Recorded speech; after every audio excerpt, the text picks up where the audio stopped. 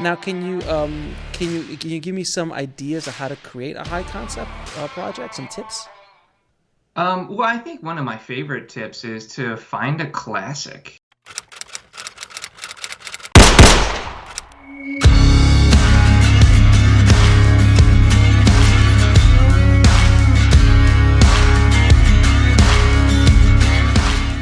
And then put a nice twist on it. And that is a good way to get into a high concept with something that's original, but yet put your own spin on it. Like I think of what was the one with Chris Hemsworth and Snow White? It's like Snow White and the Oh yeah, Huntsman. yeah, the You Huntsman, know? or Yeah.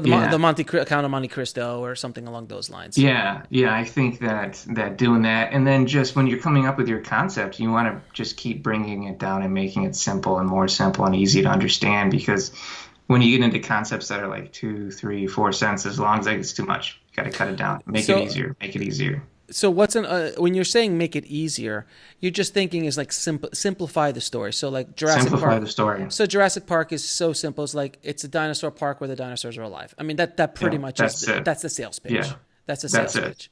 Yeah. You know, but what is like the superhero genre is so monstrous right now, and it's I mean it is the film industry. If you take out It Marvel, is. It's huge right if you now. take Marvel away from the film industry over the last 10 years, they would have, I mean, seriously, $20 billion would be gone. Like, simply. No, yeah, they're definitely huge. They've created their own market and kind of saved the industry in several ways, which is crazy. It is insane. I mean, we could talk a little bit about Marvel. I mean, because I don't want to do the Marvel DC thing, but I see a Marvel character in your background, so I'm assuming you're a Marvel guy. I see Yeah, Iron a Man. little bit. A little bit more. Okay, yeah, I see because you're Star Wars and Marvel. I'm assuming you're Marvel. Yeah. I like stories. I mean, I like DC movies as well. I mean, I love Batman and all that stuff. Though, arguably, Batman is the only Marvel character in the DC universe, but that's a whole other conversation. If you think Okay. about it, if you No, no, think. yeah, I can see it.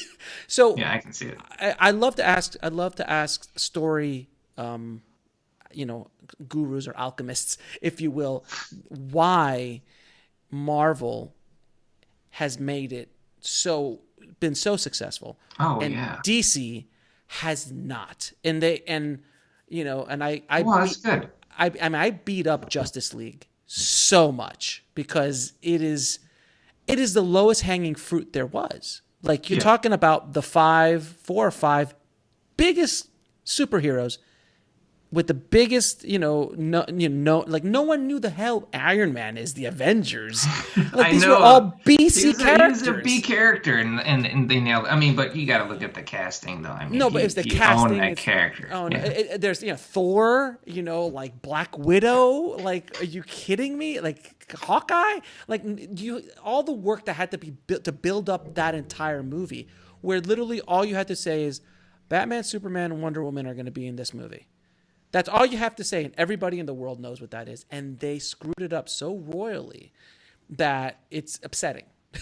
Like it Well, was literally upsetting. So, in your opinion, what do you think Marvel has done, and why their films have hit so many beats and so much success, when as the yeah. DCs haven't as Well, much? it's the long game for Marvel because the brilliant thing they've done is with each film they release it in a different type of tone. So you'll have, Captain America Civil War is more like a World War II film. Mm-hmm. I'm sorry, is more like a spy thriller, whereas Captain America was more like, World War II. But then you have Thor Ragnarok, that's obviously a comedy. So they keep releasing it and they change it up. What was Psychedelic, that? a psychedelic comedy. Yeah, it's The awesome. colors, and it was just Oh my, it's amazing. vibrant. Yeah, I mean, so they keep changing it up, And the Marvel movies that don't do well are the Marvel movies where they don't have that really interesting new type of tone where it freshens it up. Whereas DC, they kind of kept trying to just imitate, the Dark Knight and go dark and dark and dark.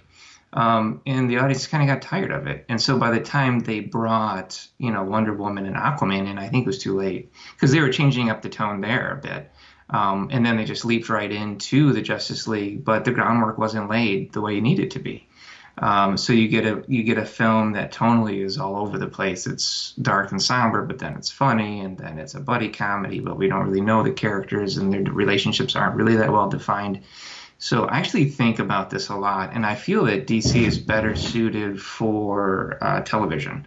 I think if they were given a bit longer of a game on television, I think they would be far more successful. And Marvel will continue to be rocking out these films in their phase. What are they in phase 20 now?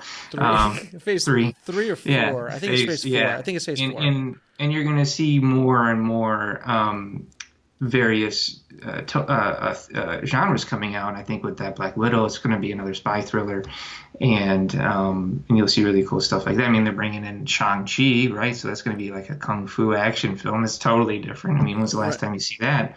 I mean, So I and think also, that's it. and also Natalie Portman's going to be the new Thor eventually.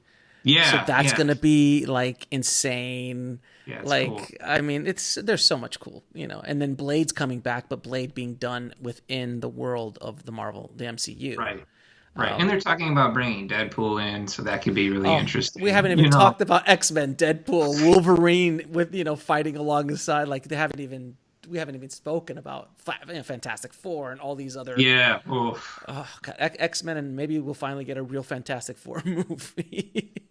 Oh, man. That's going to be a hard one to figure out. That'd be a tough. I would like that challenge just because that's such a tough nut to crack. Well, they've tried it a bunch of times and they have not been able to hit it. But look, man, they made Ant-Man. I know. They made Ant-Man. They made Which is a heist film, right? Which is a heist film. Yeah, heist film. Both of them. But and Wasp is kind of like a romantic heist film. Like a exactly. will they, won't they? Kind of when Harry met Sally. Another different genre, right? So they just keep hitting these different genres throughout each film. And they made Guardians of the Galaxy. Are you like, we're not even on the B or C level characters. That was basically the bottom of the bargain bin. Like nobody, everyone was like, what? Did you ever see the Saturday Night Live skit about like Guardians of the Galaxy, about Marvel? Like, Guardians of the Galaxy is coming out. And you know what? We're Marvel. So F you, because we could do whatever we want. We're going to have a talking raccoon, and you're not going to love it. Why? Because we're Marvel. That's awesome. We're going to have a talking tree. Why? Because we're Marvel. What are you going to do? Watch DC?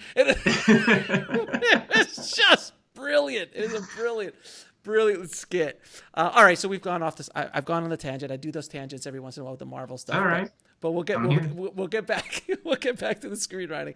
But it's important because I want people to understand why those characters and why those movies have resonated in a way that no other series ever in the history of films has done. Yeah. And there's something to be studied there. And to lay down they laid down the work, they took the time.